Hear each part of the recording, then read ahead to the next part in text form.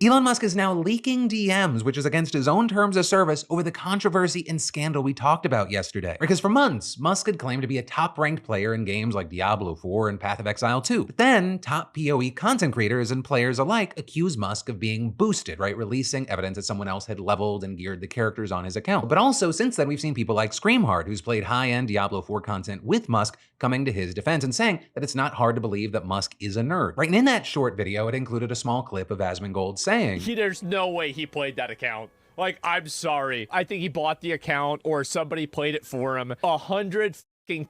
Which then resulted in Musk actually replying to that short segment of the video saying, Asmon behaves like a maverick independent, but in reality has to ask his boss for permission before he can do anything. He is not his own man. With him then actually going on to leak DMs that he had with Asmongold. Though really, like if you look at the DMs, all it appears that it exposes is that Elon Musk doesn't understand how part of the creator community works. Because in the DMs, it looks like they're talking about making an account for something, to which Asmon says, I'm gonna see if my editors might want to make a second account for it even. With Musk then asking who the editors are, and Asmon replying saying that two people essentially run his YouTube channel and that, quote, basically any content I post is edited or uploaded by them and they just get a cut of the ad rep. With him saying it's a super good system, to be honest, almost everyone on YouTube does it. Right, so it just sounds like he's describing the relationship of a producer, editor that handles an account so that a streamer can just stream. But anyway, Musk then also bashed Asmon directly, saying, I'm on hundreds of streams on YouTube/Twitch playing live with the world's best players. No other way to say this, but while Asmon is good at caustic commentary and making fun of people, he is not good at video games. To which Asmon actually jokingly replied to this and said, leaking my DMs is one thing, but this is absolutely uncalled for. Though it also appears that's only part of the retaliation that happened against Asmongold, because people then noticed that Asmon didn't have a blue checkmark anymore and assumed that Musk had removed it, with Asmon's own YouTube account saying as much when replying to a comment. And so generally, with everything here, you had people both that like and dislike Asmongold saying that Elon Musk really hasn't fully addressed the allegations and he's just kind of looking bad right now. Because again, I don't think most people are saying that he's never played these games or he doesn't play these games, it's that he's getting boosted. Or people are accusing him of being a lying weirdo, saying, he's a top 20 player in this game, even though,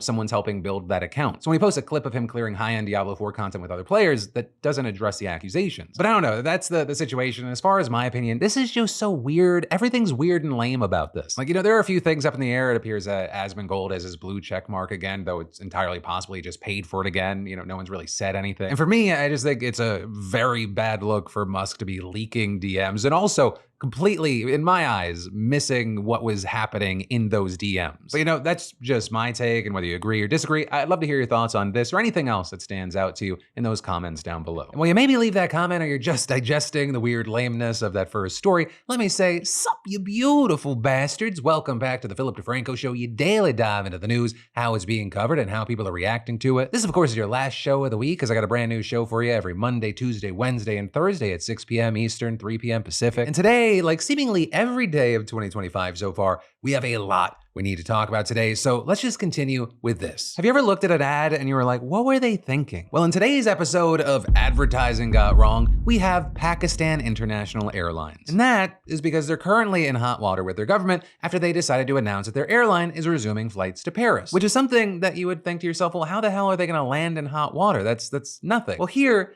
is the ad they put out into the world to make the announcement. A passenger jet that could be seen as barreling towards the Eiffel Tower with the caption, Paris, we're coming today. With many people immediately saying, this feels uncomfortably close to imagery from the 9/11 attacks. With the post just blowing up, right? People calling for it to be taken down, others saying that the airline needs a new marketing team entirely. Some asking or joking, is this a threat? But this also, as some out there were saying, any publicity is good publicity. Or with some arguing that the airline has gotten a lot of views with this post and everyone's now aware that they have flights to Paris. Though among the fans for this ad was not the Pakistani finance minister who called the ad stupid and confirmed that the prime minister had ordered an investigation into how exactly this ad got greenlit. Now with all this, we haven't gotten a statement or any sort of response from the airline itself regarding the situation, but when we look into it, what we actually do know is that this is the latest problem they've had to deal with, as the government's been trying desperately to privatize the airline. But back in November, that whole movement stalled because the only bidder offered less than 12% of the asking price of $300 million. And that's without mentioning the controversy they found themselves in back in 2017 when ground crew members sacrificed a goat on the tarmac for good luck. And then, there's also the questions about safety standards, with the whole reason this announcement is coming is because the EU's Aviation Safety Agency lifted their ban on the airline, with them in fact still banned from flying to the US or Britain. But with this news, I gotta ask, what do you think, what in your memory, what is etched in your memory as the worst ad you have ever seen. Because there are definitely some contenders out there for the crown. But then to switch to really, really big social media news, both the Biden administration and Donald Trump are now reportedly considering stopping the TikTok ban, which I would say to the Biden administration, you're the ones who wanted this. And you, for some reason, waited till there was 30 seconds till the final buzzer? Did it take y'all till now to try to figure out a plan because you were so busy trying to find your fucking clown shoes?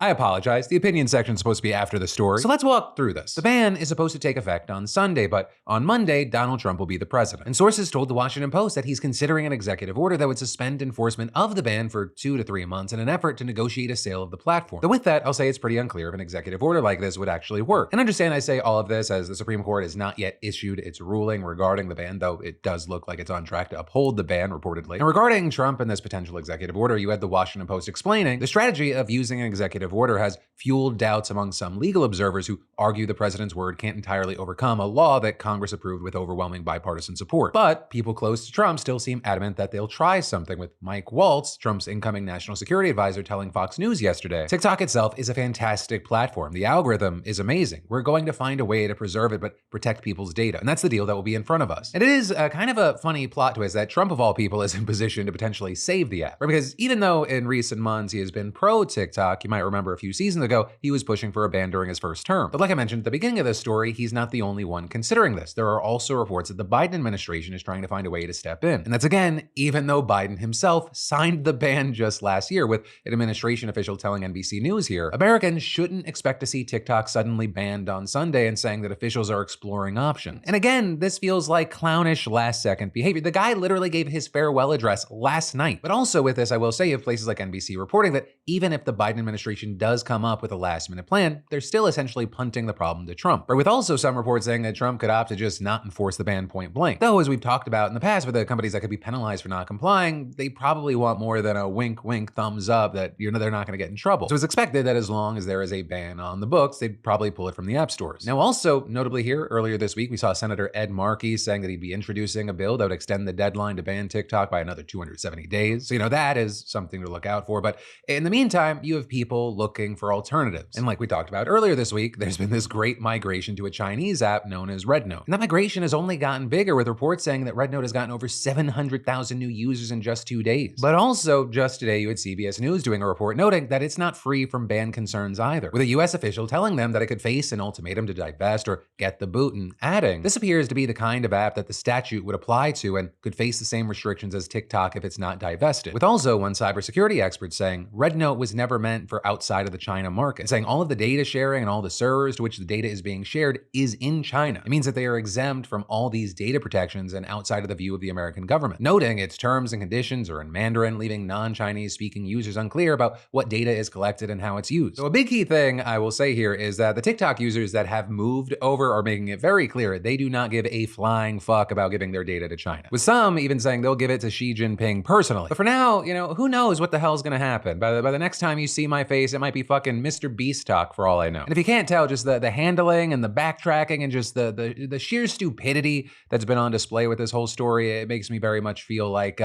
there aren't adults in the room. And maybe there are never adults in the room. And then we'll get back to the news in just a moment, but for many of us, the New Year's means making changes, and health seems to be at the top of the list for a lot of people. But let's also not forget our four-legged family members and the importance of their health. Because some real talk, as our dogs get older, they deal with the same stuff we do: slower metabolism, less energy, the works. What I love about today's sponsor, Sundays, is their ingredients. Think human-grade ingredients. We're talking real meat, organs, and superfoods, zero artificial junk. And what's really cool is it's air dried like beef jerky, so you can store it easily without taking up fridge space, which I definitely know my wife appreciates. And a fun fact is this was created by a vet who knew that kibble just wasn't cutting it, but didn't have time for home cooking, because who actually does these days? I started my dogs on it early and they still love it. It's not too late to start a healthy food plan for your dog no matter what age. Plus, the home delivery is just clutch for my life. And so if you're ready to upgrade your dog's diet, just head to sundaysfordogs.com/Phil to get 50% off your first order of Sundays. That's 50% off your first order of dog food with human-grade ingredients. Remember, sundaysfordogs.com/Phil. Your dog will be happy you did. But then, next up, we gotta talk about an unlikely duo, the Supreme Court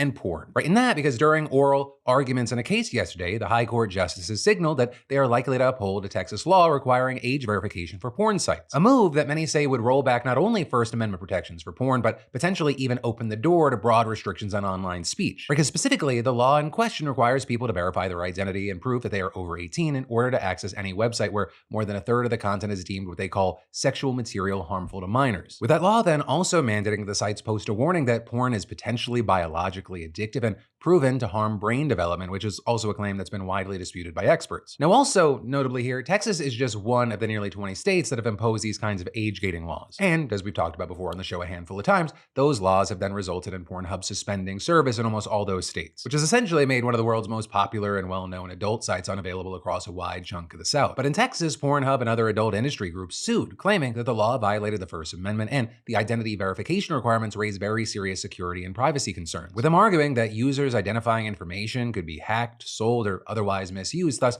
opening them up to identity theft or possible extortion. And this, as the adult content groups noted that the law has a major loophole that would prevent it from being effective, saying it doesn't restrict access to porn on social media or other sites where less than a third of the content is sexual material. And saying at the same time, the law leaves this, we'll call it a gaping hole, because it also restricts access to other sites that are mostly devoted to content that isn't sexual. And initially, what we saw is that a federal court in Texas agreed with those arguments, striking the law down. But the state then appealed, and the conservative Fifth Circuit Court of Appeals reversed the decision, allowing the law to go into effect. Though there, it did strike down the warning label requirements. And in their decision, the appeals court justices cited a 1968 Supreme Court ruling that upheld a law making it a crime to sell pornographic magazines to minors. But then, of course, the adult industry groups appealed to the Supreme Court. And in oral arguments yesterday, lawyers for the plaintiffs argued that the appeals court had erred in its decision, noting that there was a much more recent, much more applicable Supreme Court ruling that could be applied. Because back in 2004, the High Court struck down a similar federal law that aimed to protect children from online porn, ruling then that states can restrict minors' access to sexual content, but any laws that might limit adults' rights to free speech need to undergo the most rigorous legal standard called strict scrutiny. Which I will say, to not get too deep into legal jargon, all you really need to know is that the strict scrutiny standard, it basically says that the government needs to have a very, very good reason for passing a law that may infringe on a constitutional right, like for example, the protection of public health and safety. And even then, the law also must be designed to advance that public interest in the least restrictive way possible. And if that sounds like an almost impossibly high bar, it's because it is. Most laws do not pass the strict scrutiny test. And so in the 2004 Supreme Court ruling, the justices applied that standard and said that the federal law violated the First Amendment, arguing that there was a less restrictive way to limit minors' access to porn. With them writing at the time, instead of requiring every porn website to verify the age of every user, the government could have just promoted content blocking or filtering software. But that was a major departure from the 1968 ruling, which used the most lax legal standard, rational basis review, which just says that a law needs to have a legitimate purpose. So, like, almost all laws. Or, as the Washington Post explained, in other words, Texas is claiming that the situation today more closely resembles that of 1968, when it was assumed that human shopkeepers could distinguish kids from grown-ups at a glance. And so in their arguments before the Supreme Court yesterday, lawyers for Pornhub argued that the 2004 decision and the strict scrutiny legal standard it relied on should be applied in this case as well. With them saying, like in that case, there is a less restrictive alternative to age-gating all porn websites, specifically then pointing to the same alternative the justices flagged back then, teaching parents to protect their children by using content filtering software. But that then drew objections from several justices, including Amy Coney Barrett, who referenced her own 7 children. Kids can get online porn through gaming systems, tablets, phones, computers. Let me just say that content filtering for all those different devices, I can say from personal experience, is difficult to keep up with. You also then had Samuel Alito chiming in. Do you know a lot of parents who are more tech savvy than their 15-year-old children? There's a huge volume of evidence that filtering doesn't work. Though here, I will say my favorite thing that came from Alito was him asking about the content on Pornhub. What percentage of the material on that is not obscene as to children? Well, Your Honors, if we're talking about the youngest minors, I would agree that most of it is, and that is how we read the law. Is it like the old Playboy magazine? You have essays there by the modern-day equivalent of Gore Vidal and William F. Buckley Jr.? Not in that sense, but in the sense you have sexual wellness posts about women recovering from hysterectomies and how they can enjoy sex. That's on there. Discussions of age verification proposals and where the industry lines up as far as what they think should be legislated and what should not. But then beyond all that, we saw a number of justices seemingly favoring a point made by lawyers representing Texas who argued that so much has changed since 2004 that has made porn so much more accessible and prolific, thus requiring more government intervention, with several justices justices making it clear that they believe that the rules that govern online porn must be flexible enough to allow some laws that try to block children. And there, I will say, it wasn't just conservative justices who made that point. We also saw that echoed by Justice Kagan. It's just got to be the case that states can do some regulation in this area. Right, and so then, with all this, the question isn't whether or not the Supreme Court is going to block this law, but rather how broad their ruling is going to be when they decide to uphold the law. And the crux of this question is going to come down to what the justices decide regarding which legal standard to apply when regulating online porn. Will they go with the strict scrutiny standard they used in the 2004 case, or will they go with a more lax standard like the Fifth Circuit did in its ruling? And a big thing there is you have experts saying that if they do use that more lax standard, it could have a sweeping impact that goes way beyond just porn and undermines free speech across the internet. With us also seeing free speech advocates here saying that this is just a part of the conservative attempt to crack down on free speech and could pave the way for restrictions on content related to gender identity and reproductive health. Or as one expert wrote in Vox, another question is, if the court permits age gating, what sort of content will the court allow the government to place a gate around? Could the state of Florida forbid children from reading a transgender author's memoir of their transition? Or could it similarly prevent gay teenagers from accessing online forums where queer people discuss their sexuality? But for now, we're gonna have to wait to see what the court decides. But then, shifting to absolutely massive international news, the Israel-Hamas agreement, right, what was supposed to be a ceasefire that started this weekend, it's already hit its first roadblock. Which, when the three-phase ceasefire and the hostage release deal was announced, I was like, oh, that could happen, but this is like a land speed record. Right, and to recap, the first phase would reportedly involve the release of 33 hostages and hundreds of Palestinian prisoners, the daily entry of 600 trucks of humanitarian aid into the territory, the partial withdrawal of Israeli troops, and the return of Gazans to the northern part of the Strip. But then the hope being that during the first phase, the second phase would be negotiated, which would involve both sides declaring what they called permanent cessation of hostilities, Israeli forces withdrawing from Gaza, and the remaining living hostages being traded for more Palestinian prisoners. Right, and then, hypothetically, phase 3, that would involve the return of the remaining bodies and the start of Gaza's reconstruction. But also, like we talked about, even after the announcement, there were reportedly a few details that still needed to be ironed out. And so with that, right, Israel's acceptance of the deal, it won't be official until it's approved by the country's security cabinet and government. And that cabinet vote, it was meant to take place today. But then, all of a sudden, you had Israeli PM Bibi Netanyahu saying it wasn't gonna happen, with him accusing Hamas of creating what he called a last-minute crisis and reneging on parts of the agreement reached with the mediators, and saying with that the cabinet would not proceed until the mediators notify Israel that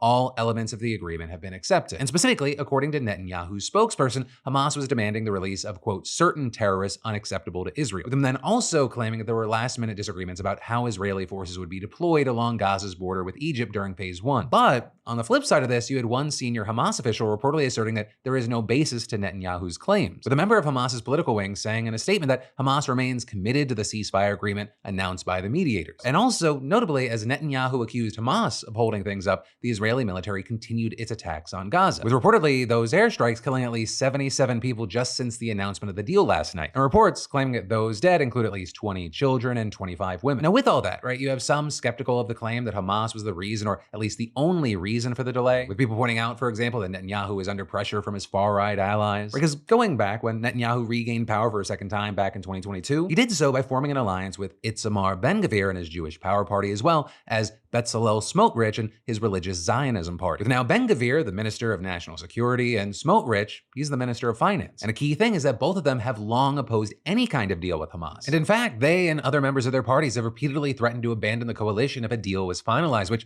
is a move that could potentially bring down Netanyahu's government, which is also a situation that some critics have said would give him less of a chance of finding a way out of the corruption charges that he's facing. And with all that, today you had Smotrich's party saying in a statement that its condition for remaining in Netanyahu's coalition would be a return to fighting at the end of the first phase, with Ben-Gvir also announcing that his party would resign from the coalition if the ceasefire deal is approved, and saying that it would only rejoin the government if and when the war was continued. But notably there, you then had the leader of the opposition firing back, saying he would block any attempt to take Netanyahu down to save the deal, saying in a statement, "This is more important than all the differences of opinion there have ever been between us." So with that, the ceasefire is still expected to be approved at some point, with an Axios correspondent claiming that the remaining disputes have been sorted out and that the Israeli cabinet will now convene to approve the deal tomorrow. So on the US side, you've had John Kirby, for example, the National Security Council spokesperson, claiming that the deal was not breaking down and saying that the administration is confident that the deal will be implemented as planned on Sunday. But honestly, here's what I'll say, right? Nothing is done until the ink is dry. And even then, if it is approved tomorrow with everything that we talked about, there's obviously a concern about if and how long that's gonna hold. Inconsistency and the unexpected have been the only consistent expected things in regards to this whole situation. And all of this is, of course, for the hostages and most of their families, and for the people of Gaza, the implementation of this deal, it cannot come soon enough. But then we'll get right back to the news in just a moment, but let's talk about travel nightmares. With one of them being you land in a new country and bam, your carrier hits you with a $10 a day international plan that crawls slower than a snail. And 2 gigs of data, I mean, I burned through that before I even get my luggage. But luckily, we have our sponsor, Saily, the ultimate game changer for travelers. Or forget hunting down SIM cards or dealing with terrible airport Wi-Fi. This app, it lets you set up high-speed internet for all your devices before you even leave your home. I'm using it on my upcoming trips because anything to eliminate travel drama. One of my priorities in life is just having one fewer thing to worry about. Whether you're just going one place or you're planning a multiple country visit, Saily's got you covered. You can get a global or regional plan and travel with the same eSIM. No need to swap SIMs every time you cross a border. We're talking coverage in over 180 countries and 8 regions with plans that actually make sense. And as far as more reasons why Saily's a traveler's best friend, setup takes seconds. It works on multiple devices and comes with 24/7 customer support. It's also dual SIM compatible, eSIM friendly, and they'll even refund you if your phone doesn't work with their system. And it's easy. You just download the Saily app now and use code Phil at checkout for 15% off. Or use the QR code on screen now and apply code Phil at checkout for 15% off. Just remember Saily, code Phil at checkout, and say goodbye to travel headaches and hello to hassle-free connectivity. But then for this next story that I want to go to, I actually recorded it while we were on break for the holidays, but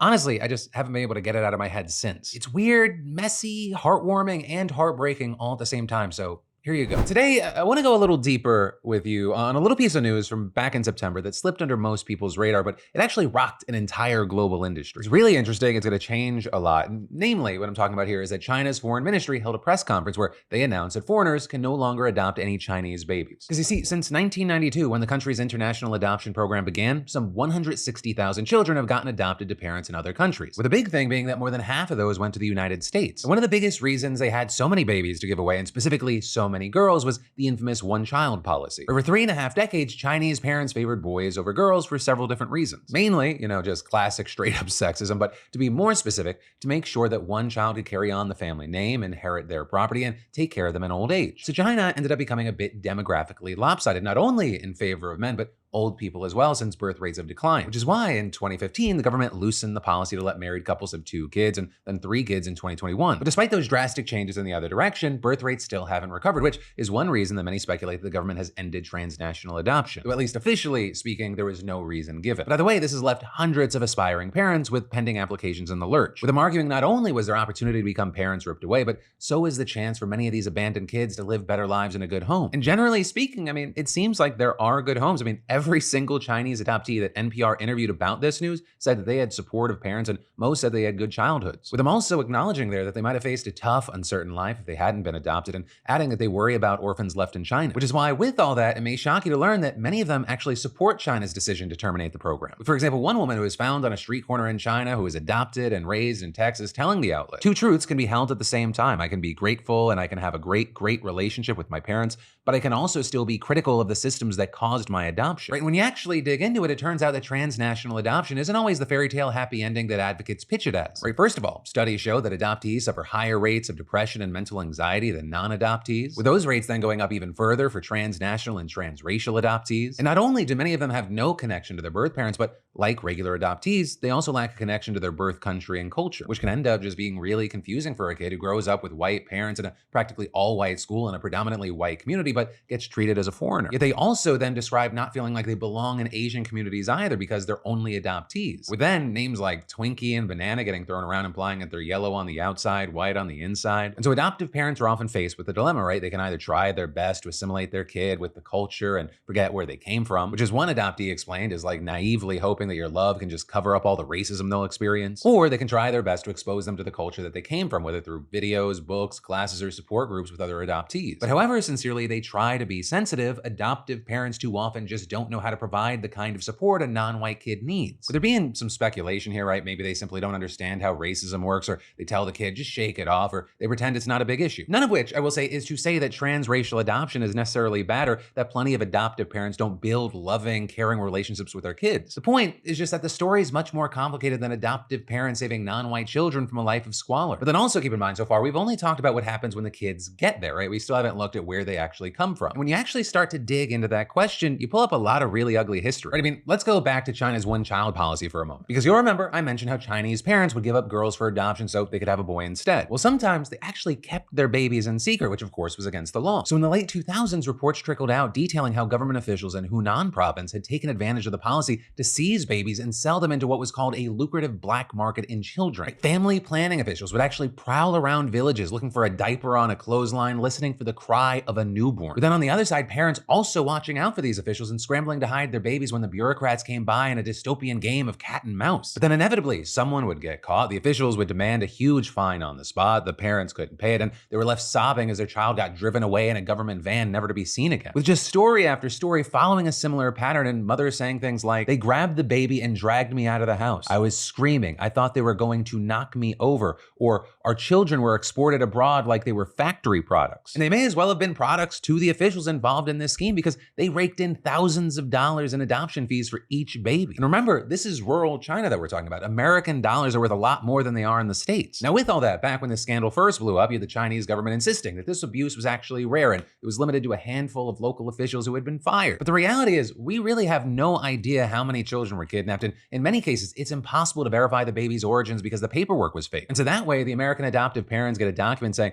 their child was simply found on a doorstep or something innocent like that, not ripped from the arms of a screaming mother. And so with that, we see things like one adoptive mother from Canada back in 2009 telling the LA Times, "When we adopted in 2006, we were fed the same stories, that there were millions of unwanted girls in China, that they would be left on the street to die if we didn't help. I love my daughter, but if I had any idea my money would cause her to be taken away from another mother who loved her, I never would have adopted." But then also at the same time, you have some like this adoptive mother in Philadelphia saying that even if she could find the birth parents, she could never return her daughter. A daughter who reportedly at the time she was interviewed was a thoroughly Americanized 6-year-old obsessed with SpongeBob and hating the Chinese culture classes that she was enrolled in. And oftentimes what we see is that the birth parents feel the same way, with one mother telling the Times, "We'd never make her come back because a girl raised in the West wouldn't want to live in a poor village like this. But we'd like to know where she is. We'd like to see a picture, and we'd like her to know that we miss her and that we didn't throw her away." Also, with as shocking as all this is, I really do want to make a point that this is not a just surface level black and white trying to paint China as an evil culprit sort of situation. Well, obviously there's been a focus here. This is a problem with the global adoption industry itself, and it spans many other countries. Like, for example, you can look at South Korea, which has adopted out some 200,000 babies to the rest of the world, though mostly to the United States, with for decades their adoption pipeline alternatively described as baby diplomacy, baby wholesaling, and baby factories. With also a recent investigation by the Associated Press and Frontline PBS revealing how it all got started after the Korean War in the 1950s. Because he had American soldiers stationed there impregnating thousands of Korean women, giving birth to mixed-race babies who weren't accepted at the time. And this also as Korea was impoverished and devastated by war, so you had the Southern government at the time seeing transnational adoption as a way to bring in foreign currency while also saving money it would have spent on child welfare programs. And this is at the same time in the West, birth control and abortion created a shortage of adoptable babies. So you had demand meeting supply. Western couples desperately wanted babies, and South Korea desperately wanted to rid itself of mouths to feed. But eventually, the country ran out of mixed-race babies and it needed more supply. So they then turned instead to fully Korean children of poor families and unwed mothers, with the government also turbocharging this process by allowing foreigners to adopt children without ever even visiting Korea. Where they just go pick up their new Korean baby at an American airport where the kids were shipped by the plane load. With the Swiss organization even writing in 1966 that it suspected that the Korean government assessed agencies not by child welfare standards, but by the money that they brought in. With them adding, in the same document, there is quite a bit of rivalry and competition among the different agencies, and it is not beyond agencies to bribe or pressure mothers for the release of these children, and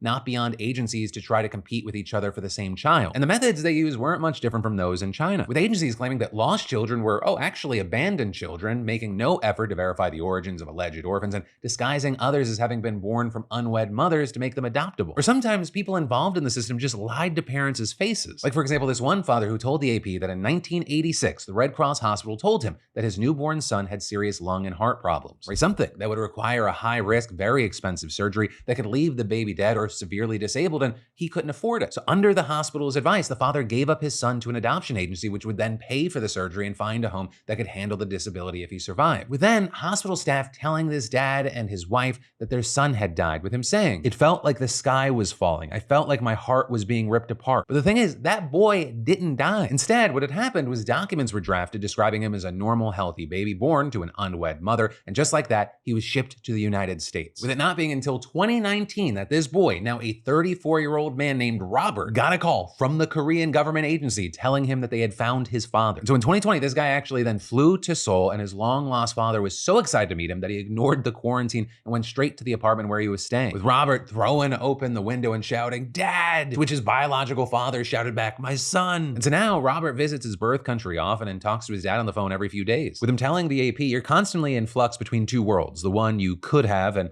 should have been in, and the one where you are." You know, like with China, we'll never really know exactly how many Korean children were stolen from their rightful parents like that. Though you do have one Korean scholar telling outlets that from 1980 to 1987, records show that more than 90% of the Korean children sent to the West almost certainly had known relatives. And then adding there that the number of children sent to adoption was often more than 10 times higher than the police count for abandoned children, close to 9,000 in 1985. And so as all of these adoptees from China, South Korea, and other countries became adults, they started looking for their parents and scrutinizing origin stories that they just believed. And so we've seen the fruits of all that in the past several years as governments tighten up their transnational adoption programs. For example, South Korea creating a fact-finding commission to which hundreds of adoptees have submitted their cases for review, which could absolutely be huge because depending on what the commission turns up, adoptees could then use it to take legal actions against agencies or the government. And this is recently we've seen European countries investigating, restricting, or altogether shutting down their transnational adoption programs, from the Netherlands, Denmark, and Sweden to Norway, Switzerland, and France. And although the United States hasn't taken any action recently, its regulations since 2008 have gotten much more strict. And so the number of inter-country adoptions to the US have plummeted from 20,000 in 2004 to less than 2,000 today, which is where this dive into the news, if not the problems that we've talked about, ends. But with that, of course, while I'd love to know anyone's thoughts here, if you're an adoptee or an adoptive parent, or you work in the system, or you just have, once again, any thoughts on this, I'd love to hear from you in those comments down below. Yes, this is a news show, but I also like it to be kind of a one-on-one, but also a group conversation. But then finally today, from that, let's talk about yesterday in some commentary. Right, and diving into the comments on yesterday's video, a lot of them had to do with the Elon Musk accusations and scandal, with many of y'all appearing to believe the accusations that gamers out there have made against Elon Musk and saying things like, "It blows my mind that Elon Musk simultaneously wants us to believe that he is actively working as CEO of multiple companies, raising 10 plus kids, and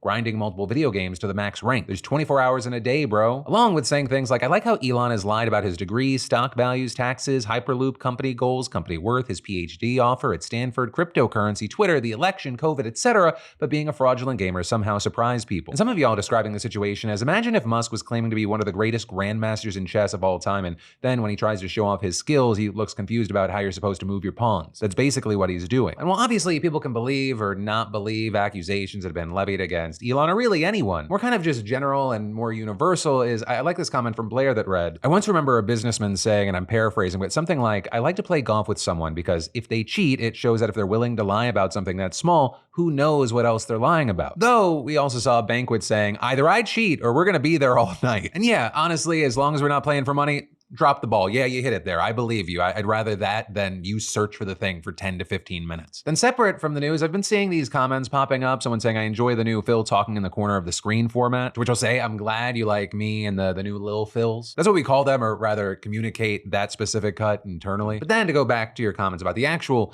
news, there were comments about Trump and Biden and Israel and Hamas. But for example, Lee Miller is saying, "I'm sorry, but quote, the incoming US president is so unhinged, both Hamas and Netanyahu agree they'd rather deal with each other is not the flex people think it is. I'm glad there's a ceasefire, but to give Trump any credit for being anything other than insane and unpredictable is insulting to everyone involved." But also, here's what I'll say, and this is an opinion section. Once again, we should not get too far ahead of ourselves. We need to see how the hell this is going to even play out just this weekend, let alone if this thing can get to the phase 2 portion of what's been talked about. But, you know, that country's leader is unpredictable thing has been a big part of international politics since forever, especially when that leader has access to weapons and or the largest military in the world. I'm not saying it should be the preferred method, but I mean, North Korea wouldn't be North Korea if they didn't have a perception of a crazy person having a nuke. So I think if there's anyone out there that's denying that Trump could have anything to do with it, I'm not gonna say it was like the main mover or anything. I would personally think that's short-sighted thinking. And in this particular situation, once again, we have to see how it plays out. I think Netanyahu was inclined to try to give Trump some sort of win. And then also with this, I understand why there would be concern about how this will play out in every single matter. Whereas something else responded, "Let's see how long being unhinged and unpredictable gives positive results." Right? And you know, I think that's a valid concern in a number of avenues. With our enemies regarding escalation, with our allies or even those on the fence regarding alienation. Because it's not a secret that on the world stage, America and China are fighting for influence. Right? I mean, you constantly see the jockeying with countries like India.